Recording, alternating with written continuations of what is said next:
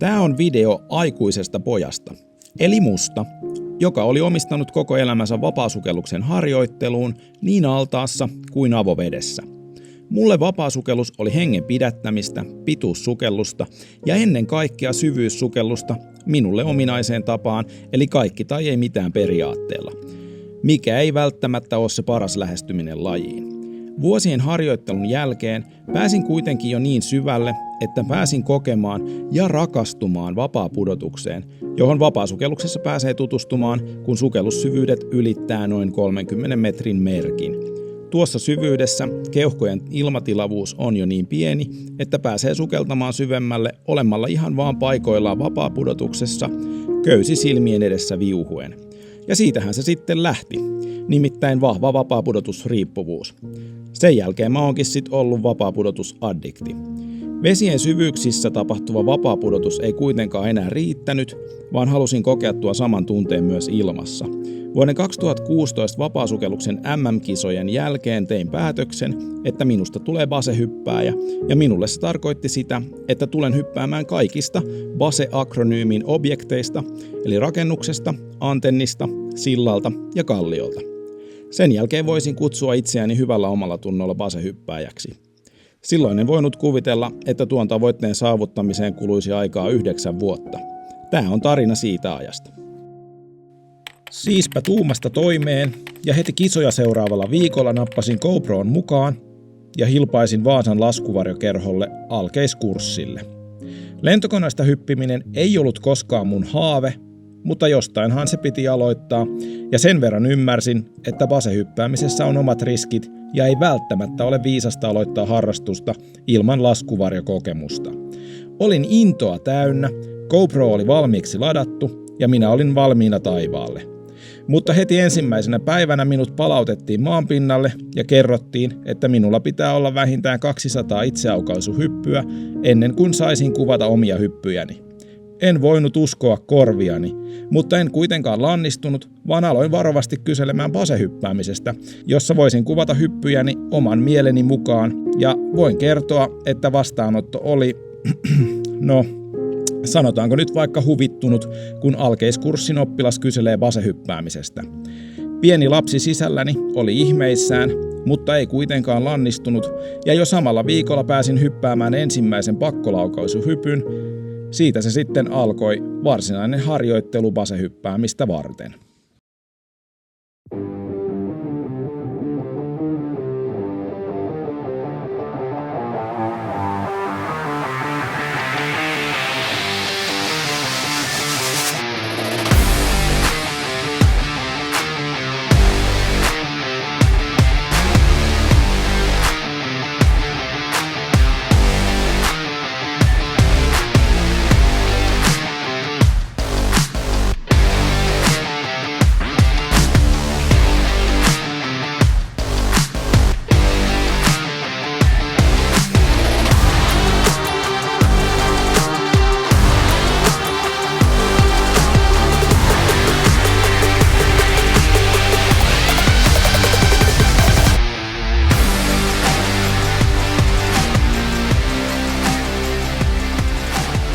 Ja niin vierähti 2,5 vuotta, mutta 38 hyppyä myöhemmin minulla oli A-lisenssi taskussa. Lisenssiin vaaditaan 32 hyväksyttyä suoritusta ja minun tapauksessa 3 hyppyä hylättiin ja 3 oli totutteluhyppyjä silloin kun edellisestä hypystä oli kulunut aikaa yli kuukausi. Vaikka baseyhteisön ovet eivät heti auenneet ja salaisuuden verho oli tiukassa, niin pohdin itsekseni, että kiipeilytaidosta, tekniikasta ja treenistä on varmasti hyötyä myös basehyppäämisessä ja ilmoittauduin heti laskuvarjokurssin jälkeen Highsportin järjestämälle sisäseinäkiipeilyn alkeiskurssille. Ja tämäkään ei tässä vaiheessa ollut minun haave, mutta jostainhan se piti tämäkin harrastus aloittaa. Kiipeilyn piti olla basetreeniä ja minulla oli myös haaveena kiivetä korkeita ei-teknisiä vuoria, mutta kiipeilykärpänen puri huolella ja innostuin kovasti kaikista kiipeilyn alalajeista. Kaikki kiipeilyssä kiinnosti, paitsi ne todella korkeat ei-tekniset vuoret, jotka alun perin olivat haaveena. Alkeiskurssin jälkeen vuorossa olivat liidikurssi, kalliokurssi, kalliojatkokurssi sekä jääkiipeilykurssi ja viimeiseksi otin haltuun dry tool-kiipeilyn, joka tuntui ehkä trädikiipeilyn kanssa eniten omalta jutulta. Seuraavat vuodet kuluivatkin vapaasukelluksen, kalliokiipeilyn, laskuvarjohyppäämisen sekä jääkiipeilyn parissa ja huomasin, että olin valinnan edessä. Haluanko kehittyä vapaasukeltajana ja kilpailla ennätyksiä rikkoen vai haluanko tehdä näitä kaikkia, että voisin saavuttaa haaveeni basehyppäämisestä? Ja vaikka en sitä ääneen pystynyt sanomaan, niin valinta oli selvä ja tulisin huomaamaan sen tulevaisuudessa. Kiipeilyn ohessa jatkoin laskuvarjohyppäämistä ja mietin jatkuvasti, millainen laskuvarjohyppääminen kehittäisi minua eniten basehyppäämistä ajatellen. Mutta en oikein osannut sitä hahmottaa ja jatkoin hyppäämistä ja harjoittelua mahdollisimman monipuolisesti.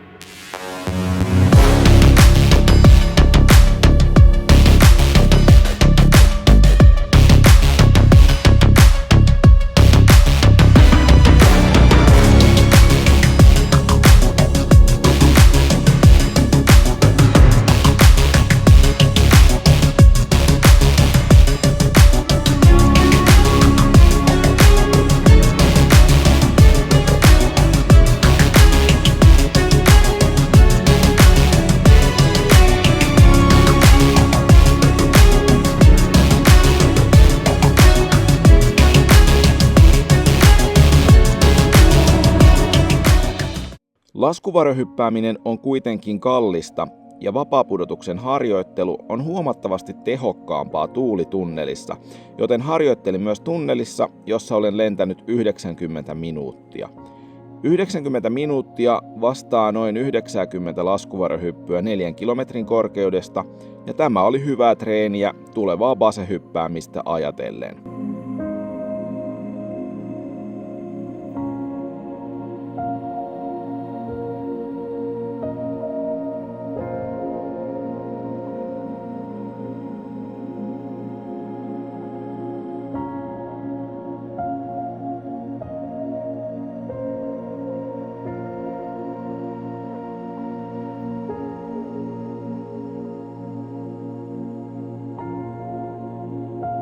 Vuosien varrella harjoittelin myös basehyppykohteisiin kiipeämistä ja koitin etsiä korkeita paikkoja, jotka voisi soveltua basehyppäämiseen. Halusin harjoitella myös urbaanien kohteiden kiipeämistä, mikä on hyvin erilaista verrattuna köysillä tapahtuvaan kallio- tai jääkiipeämiseen. Halusin saada kokemuksen ja olla valmis myös kiipeämisen osalta tuleviin basehyppyihin. Jaoin innostuksissani näitä kuvia sosiaalisessa mediassa, mutta harmikseni tämä nähtiin negatiivisesti ja sain viestejä, joissa kerrottiin, että tällaisia kuvia ei saa julkaista, koska se hankaloittaa basehyppäjien pääsyä eri objekteihin. Tosin tästä kyseisestä objektista ei kukaan basehyppäjä ole tietääkseni koskaan hypännyt, mutta silti olin toiminut väärin. 5, 4, 3, 2, 1, tulee!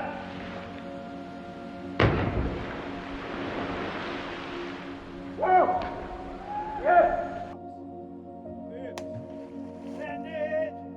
2022 kesällä olin hypännyt 120 laskuvarjohyppyä, mutta koin olevani edelleen täysi aloittelija ja tuntui toivottomalta saada jalkaa oven väliin basehyppy-yhteisöön. En tiennyt, miten pääsisin aloittamaan ja pohdin tapoja päästä lähemmäs unelmaani basehyppäämisestä. Mietin, että ehkä uimahyppyjen avulla voisin harjoitella basehyppy-eksittejä kuolleeseen ilmaan ja aloitin dödsäämisen tai kartsojen hyppimisen, kuten Suomessa sanotaan. Laji osoittautui pelottavammaksi, mitä olin koskaan tehnyt, enkä voinut kuvitella hyppääväni 5 metriä korkeammalta. Muutaman vuoden harjoittelun jälkeen olin kuitenkin edennyt jo yli 17 metrin korkeisiin hyppyihin ja sain paljon arvokasta kokemusta kuolleeseen ilmaan hyppäämisestä maha edellä. 2023 ostin ensimmäisen trackisuitin. Hankin suoraan One Piece-mallisen puvun, koska ajattelin, että puvussa on paljon pinta-alaa, jolla pääsee lentämään mahdollisimman kauas seinältä, mistä joskus tulisin hyppäämään. Mitä kauemmaksi seinästä pääsisin, sen turvallisempi laskuvarjon avaus olisi, eikä esimerkiksi 180 asteen avaus aiheuttaisi heti ongelmia ja minulla olisi enemmän aikaa ratkoa niitä. Puvussa on myös kädet vapaana, jolloin laskuvarjon avaaminen on helpompaa ja avaamisen jälkeen pääsee nopeammin laskuvarjon ohjauspunoksiin kiinni. Tämä oli mielestäni tärkeää mahdollisissa ongelmatilanteissa, esimerkiksi silloin, jos basevarjo aukeaa kierteillä. Puvun hankkimisen jälkeen siirryin harjoittelemaan pelkästään träkkihyppäämistä tuolla kyseisellä suitilla. Pääsin hyppäämään puvulla myös helikopterista ja sain myös erittäin arvokasta kokemusta suitilla hyppäämisestä kuolleeseen ilmaan, kun pääsin hyppäämään kuumailmapallosta. Suitti oli alusta asti todella helppo lentää mahallaan, mutta selkälento tuotti minulle suuria haasteita ja keskityinkin harjoittelussa oppimaan mahalennon mahdollisimman hyvin.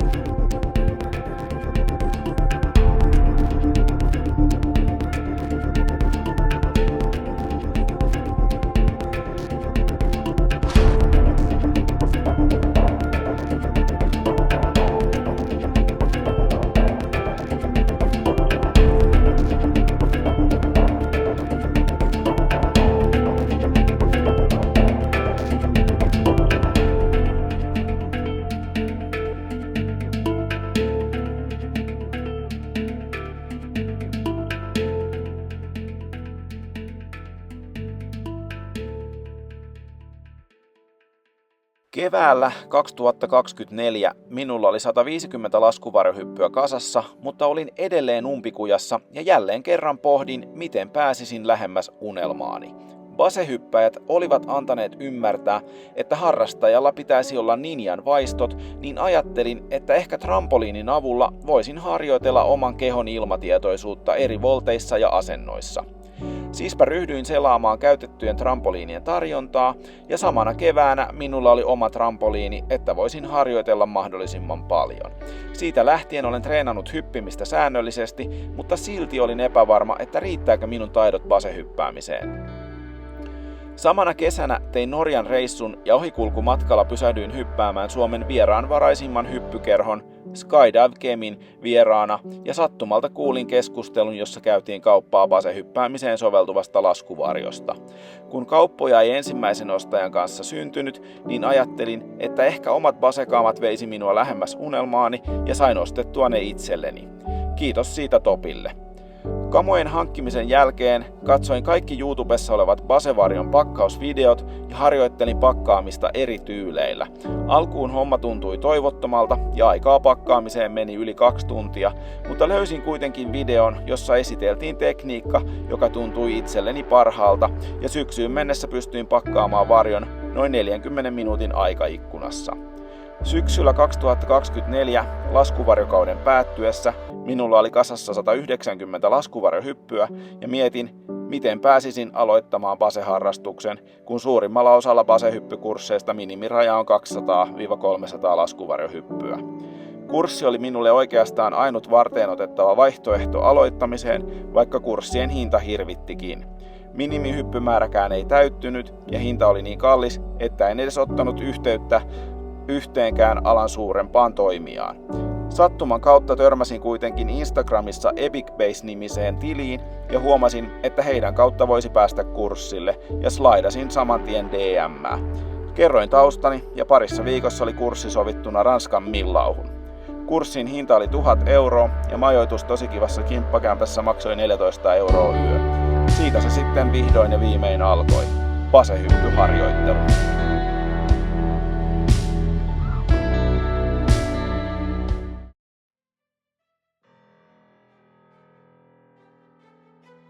Elämäni pisin, vaikein, kallein ja haastavin projekti, basehyppäämisen aloittaminen, oli 9 vuoden valmistautumisen jälkeen saavuttamassa huipennuksen, sen lyhyen ohikiitävän hetken, jota olin odottanut enemmän kuin mitään muuta elämäni aikana. Tuon äärimmäisen lyhyen hetken, jolloin jalat irtoavat kiinteän objektin päältä ja jonka toivoin tuovan minulle ikimuistoisen kokemuksen. Oli aika hypätä.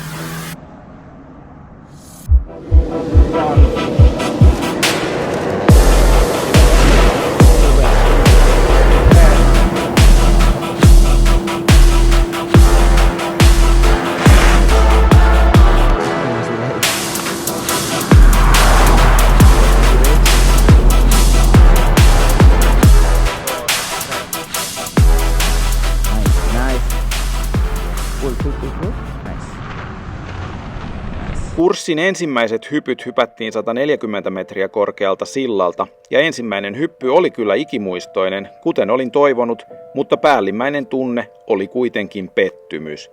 Tätäkö olin odottanut 9 vuotta? Tätäkö varten olin harjoitellut 9 vuoden ajan? 9 vuotta olin epäillyt itseäni ja kykyjäni. 9 vuoden aikana olin tehnyt tuon hypyn mielessäni jo 1 000 000 kertaa. 1 000 000 kertaa miettinyt, kuinka mahtavaa se olisi. Tähänkö olin panostanut rahallisesti merkittävän summan rahaa? Ja tässäkö se oli?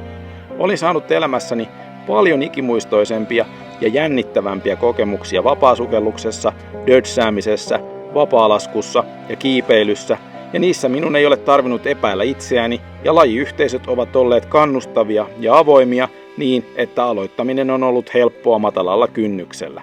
Basehyppykurssin aikana harjoittelimme hyppäämistä eri objekteista eri tekniikoilla, ja viikon kestäneen kurssin aikana hyppäsin 20 hyppyä 5 eri objektista. Ensimmäisen hypyn pettymys alkoi hiljalleen vaihtua innostuksen tunteeseen, jota minun on ollut viime aikoina vaikeampi saavuttaa.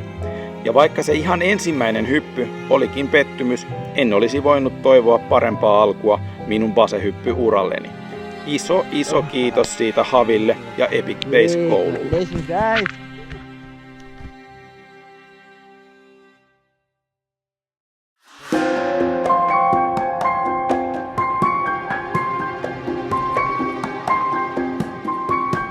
Kurssin jälkeen olin henkisesti valmis hyppimään itsenäisesti, mutta tässä vaiheessa olin ymmärtänyt, miten haastavaa on päästä harrastamaan, vaikka taidot ja välineet olikin nyt omasta takaa. Laji on hyvin keliriippuvainen, ja jos Suomen jatkuvat tuulet antavat periksi, niin silloinkin jäljelle jääneen tuulen suunta saattaa olla väärä juuri siihen objektiin, johon haluaisit mennä hyppäämään. Pohjanmaan lakeuksien keskellä myös riittävän korkeiden harrastuspaikkojen löytäminen on haastavaa. Yritin kuitenkin löytää sopivaa paikkaa, jossa voisin harjoitella ilman, että siitä koituisi mitään harmia tai pahaa mieltä kenellekään. Tarvitsinhan kuitenkin paljon treeniä tavoitteeni saavuttamiseksi. Ja projektihan oli vasta alkutekijöissä, kun minulta puuttui vielä hyppy antennista ja rakennuksesta sekä se iso ensimmäinen hyppy vuorelta. Ensimmäiseen antennihyppyyn sain apua, kun pääsin hyppäämään vanhasta käytöstä poistetusta antennista. Kiitos siitä höpikselle. Yritin saada seuraa muille hypyille, mutta laji on hyvin marginaalinen ja käytännössä hyppäsin lähes kaikki hypyt yksin. Ensimmäisen tavoitteeni, eli hypyn kaikista BASE-akronyymin objekteista, sain täytettyä Norjan matkalla, kun hyppäsin ensimmäisen rakennuksen. Vielä ei ollut kuitenkaan aika juhlia, vaan jatkaa hyppimistä ja valmistautumista ensimmäiseen isoon hyppyyn vuorelta. 3, 2, 1, pase!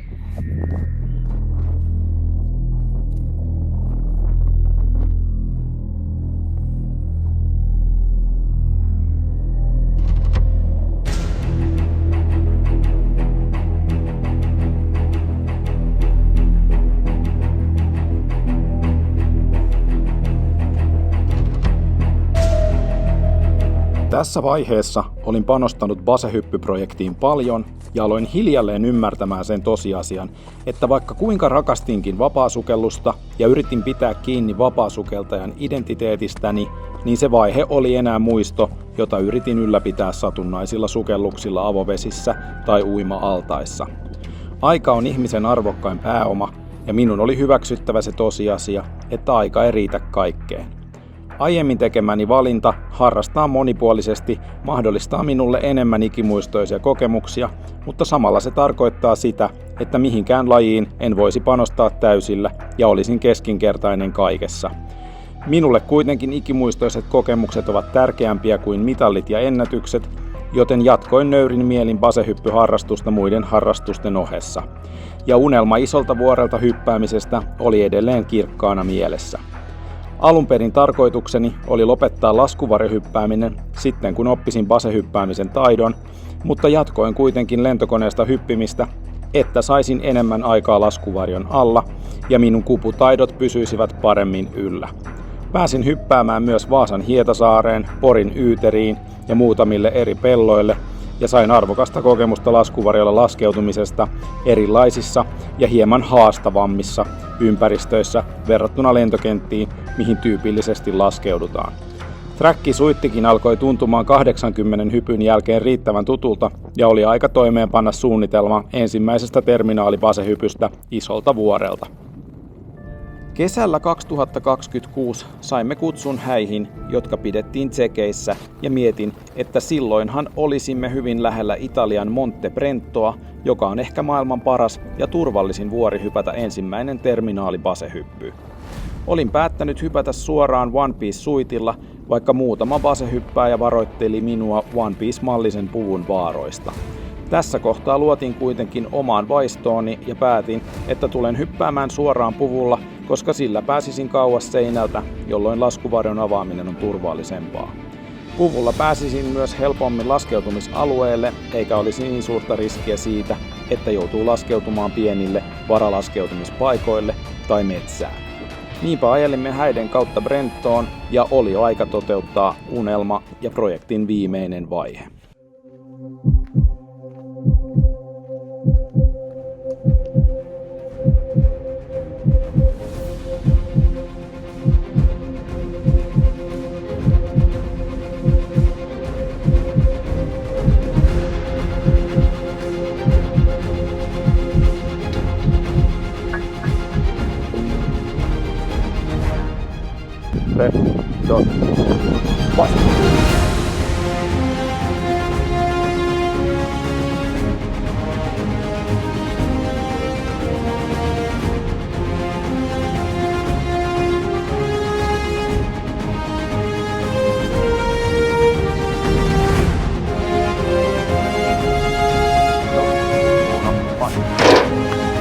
Super nice exit throw.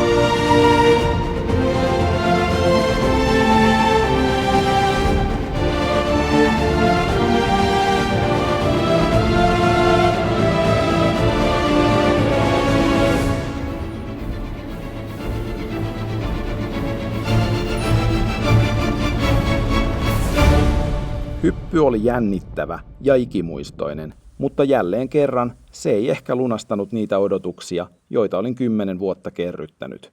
Olin kuitenkin iloinen, että hypyt menivät täysin suunnitelmien mukaan. Exit-asento oli hyvä, pääsin kauas seinästä, avaukset olivat suoria ja pehmeitä ja onnistuin laskeutumaan pehmeästi oikeaan paikkaan myös hieman haastavemmissa tuulissa.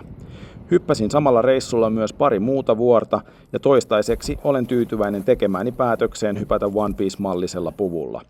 Ehkä omaan intuitioon pitäisi luottaa useamminkin. No, mitä minun basehyppyprojekti sitten maksoi?